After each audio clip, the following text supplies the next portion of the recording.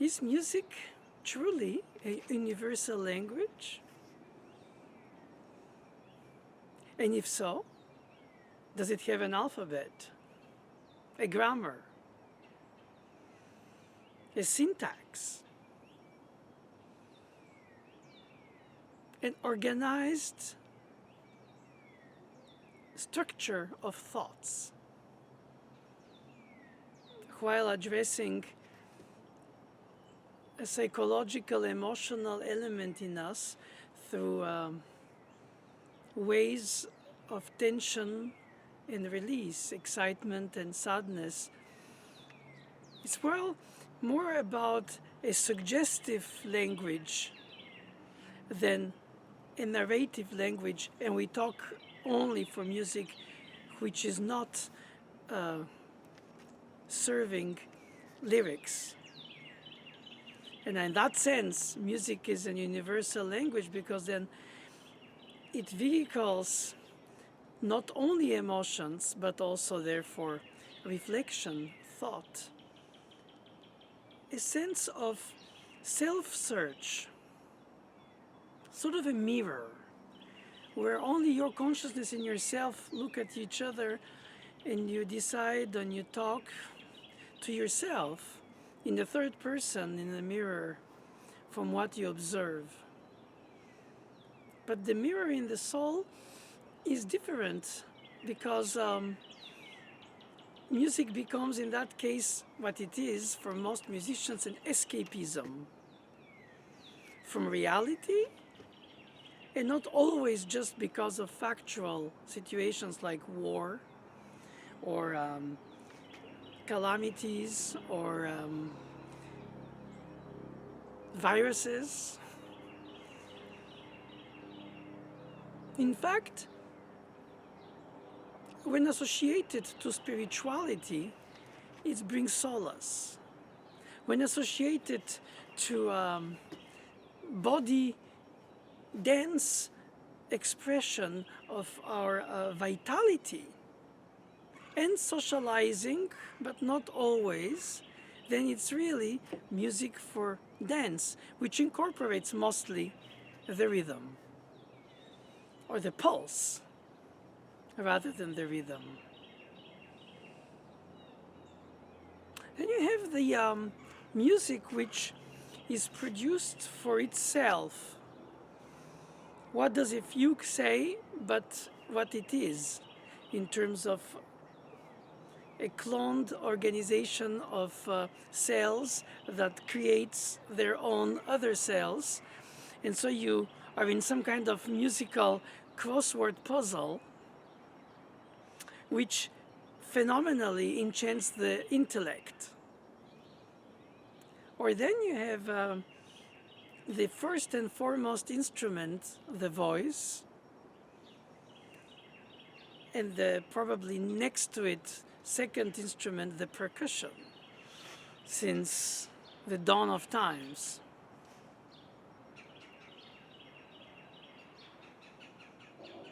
So in fact, music appears to come in most societies for so many centuries as a hyphen between them and their spirituality, them and their body expression and connection.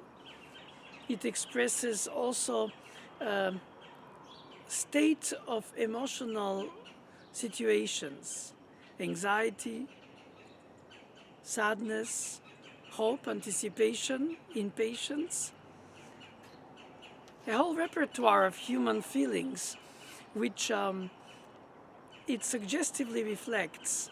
Of course, and that is what makes music so much more rich than only one universal language, one fits all, is that it has plethora of styles, genres, and the way that functions is that when you study medicine, you study first anatomy and then general medicine, and then a decade later you might become a specialist of one of these general knowledge areas that you covered and you become a specialist. Same thing can be said for musicians. You study all the composers you can for your instrument, and at some point, by affinity or because you're told that you're good at, we don't know unless you feel inside yourself, even if other things that you're not good at it, that it really means to you more than what it appears to convince others or not convince others. And then you create yourself a passion for a niche: contemporary, baroque, classical, renaissance, early everything, neo everything else. I find that fantastic, but a little bit discouraging. I think music is a filler for emptiness, but it's also for those who need, because in a way there is this existential angst about the purpose of life, what is death, and what do we do in between when we didn't choose to arrive and we don't choose to leave, but we're imposed. All the rest is variations on a theme of life that many people have different pieces of. They prioritize this, prioritize that.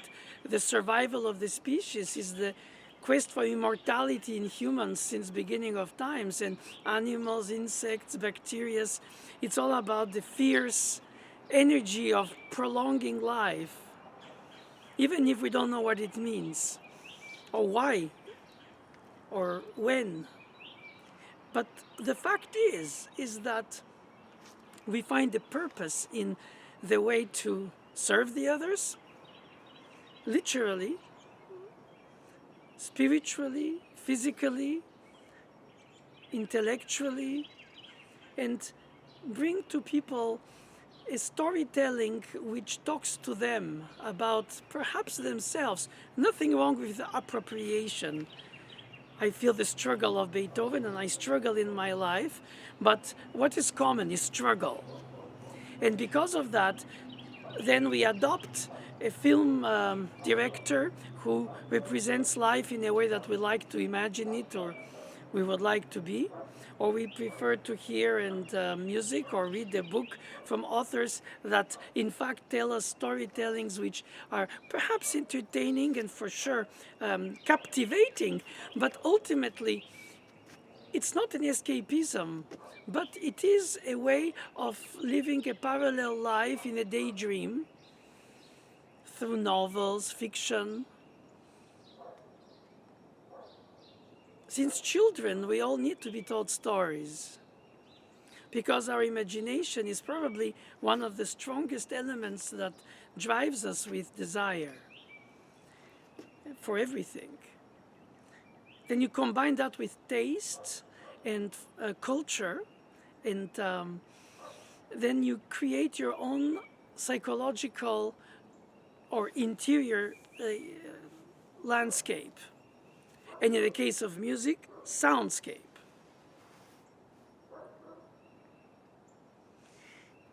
So this is for the people who do not play an instrument, who can't read the music, therefore they don't talk the language through the grammar.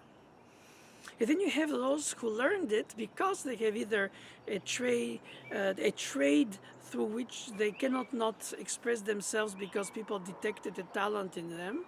And since age of 4 or 5, they just do this, just like, in a way, a gymnastic of the mind, a gymnastic of the body, the discipline to organize one's body language in order to respond to what a pianist plays from the piece, a violinist or a singer. Yes, so through a skill and a trade, then you become more knowledgeable about the grammar of music, some more than others. But the point is that if it's a universal language, it should be understood by all, even without knowing language grammar. Most people, after the initial mother tongue ear absorption, learn how to write and express their thoughts in that language. And then all the other languages are not as universal. They come afterwards, either because you travel, either because you want to open your horizons, or your teachers and your parents think it will be an asset. And I find that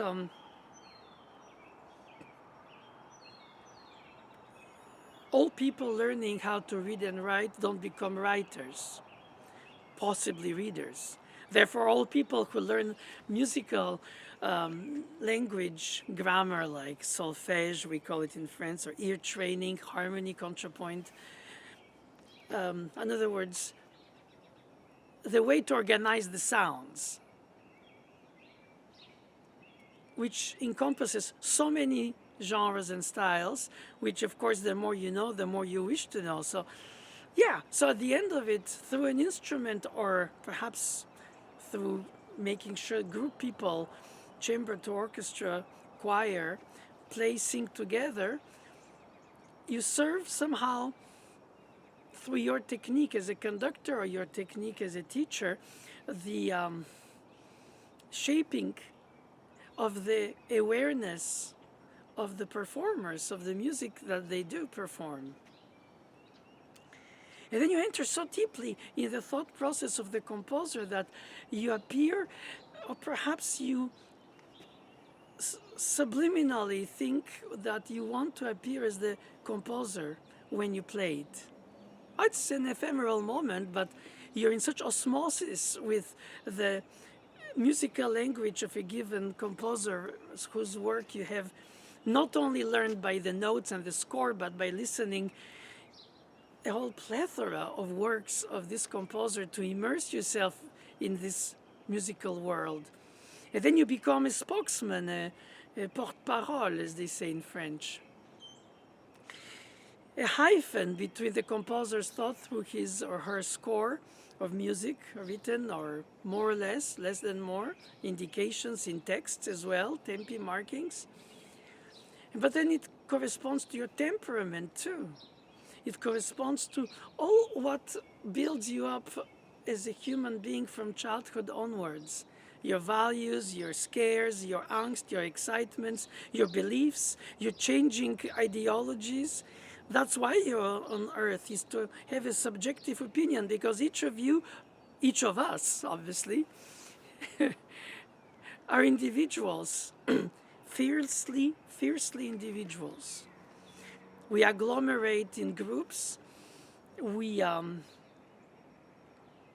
want a companionship through life in human nature or animal nature, or in this case also artistic nature.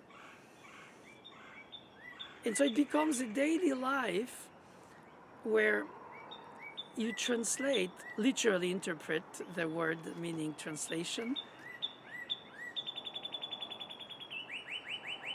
a composer's opinion about, in fact, life. So you describe, in a way, life through the composer's very important thought process. Now, is it universal? I don't know. Perhaps people can capture very different elements from the ones that the composer intended to be captured. Or perhaps you love it for the wrong reasons, according to the composer. So what? You love it. It means to you. Then you're convinced, and your conviction is charismatic. You carry it on stage, or you carry it in the classroom, or you carry it in a paragraph of a chapter of a book that, or research that you make in order to bring a point, or bring many points together in ways others haven't seen that yet. So if the sounds of language are only to constitute a repertoire of thoughts that are shared and proclaimed and sometimes imposed, there is also the portion of the poetic aspect of things, which is as much the meaning, as much as the state of all the senses being brought to a consensus. Is the word beautiful mean beautiful, but does it sound beautiful as a word? Same thing, is the tone that you play on the piano beautiful by itself because you create an atmosphere through a whispered pianissimo with, let's say, una corda left pedal, but then you have to organize it with the other tones. It's not just, well, it starts from the nucleus and then it goes to the whole piece. And in a way, you translate a certain conviction through the storytelling, even if it's not your own, but it becomes your own. So is it captured by the listener who is not informed, who doesn't have a score, who doesn't know if it's an upbeat, downbeat, dissonance, consonance? Well, perhaps they guess it by their filters of it or for it. Of course, it helps if you have done music as a what we call amateur, from the French word loving, amar, which comes, of course, from Latin. But beyond love is a need for beauty, or how you define beauty, need for modernity, or how you define modernity, or need for a past time period which intellectually captivates you enough to imagine living in it, though perhaps daily you wouldn't want to. So we pick and choose what we like from each period is some kind of bouquet of our soul thoughts, and say, I would have liked to be for this with Shakespeare's time, and for that with Gesualdo's time, perhaps not for all what he did, of course, provocatively I meant. Or I would like to be in Ravel's house when he composes, or I would like to be next to Da Vinci when he paints Mona Lisa. And so when you enter in the making of the artwork, that you have to penetrate very deeply in the roots of, while you present the visible part of the iceberg in concert, but it's rooted in your hearing, in your reading, in your analytical understanding, perhaps, and that's most touching, an analytical misunderstanding. Oh, he never got it. It's not supposed to be that way. They don't know what they're doing.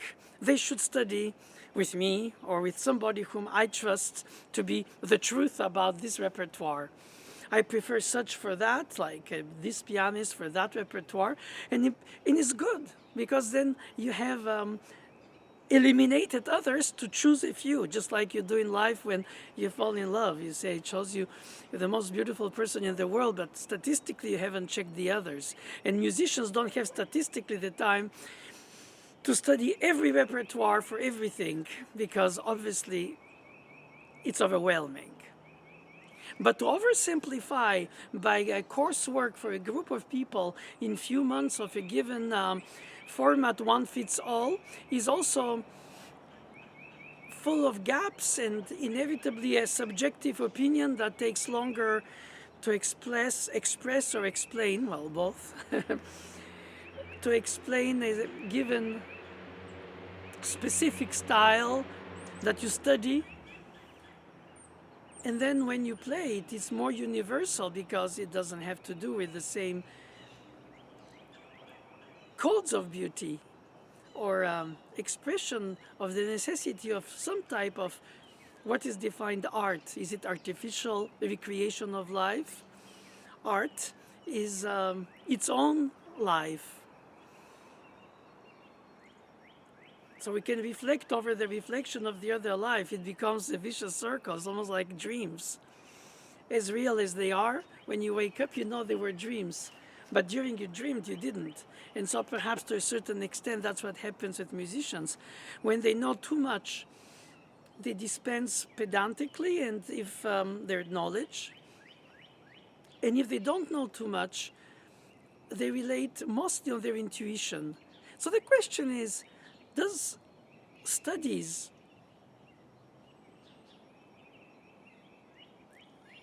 ultimately mean eliminating intuition?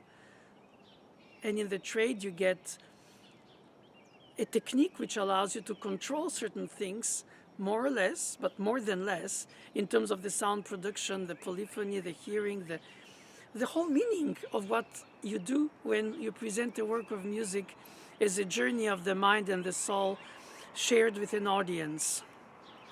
Or when you record it, so you share it remotely. And when you compose, you share it even more remotely because most of the time others speak for you. And you don't speak for yourself because you only extracted it from you. It's like some kind of reminiscence that you dragged out of your subconscious, and then you wrote the piece, and somebody centuries later believes that it means to him or her a certain way of thinking also life, regardless of the change of times.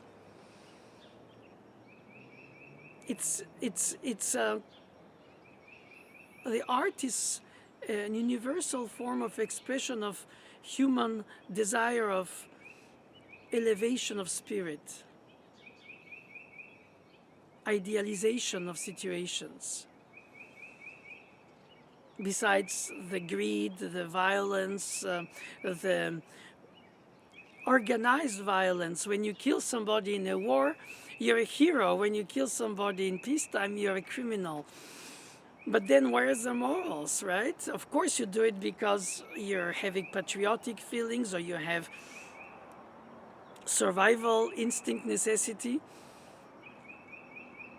Music is, of course, not vital. Nobody dies or lives without music, but I guess I'm a little bit here contradicting myself. I would say, as a devil's advocate, but if you don't have music without to be a musician, you miss an essential way of expressing yourself or receiving the expressions of others and sharing it actively within yourself, like air that you breathe and water that you drink and food that you eat, because you need vital survival necessities. So is music a nourishment? Is it a cure? Can it be a spiritual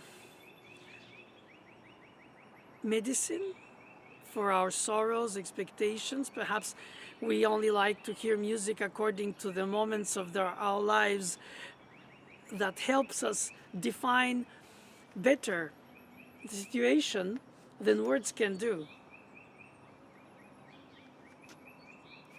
In a way, the beauty of music is that by itself it carries its own language, its own meaning, and putting words to describe it is describing the description. I spend my life describing the description as a teacher, I guess. Besides fingering and repeating myself, like all teachers repeat themselves.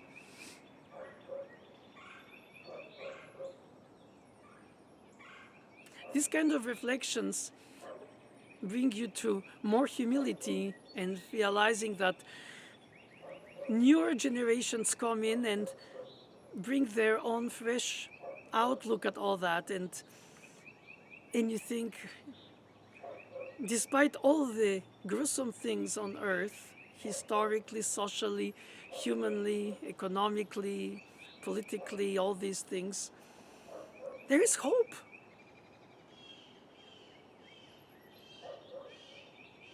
It's priceless and ephemeral, but bringing art is nourishing the soul, truly.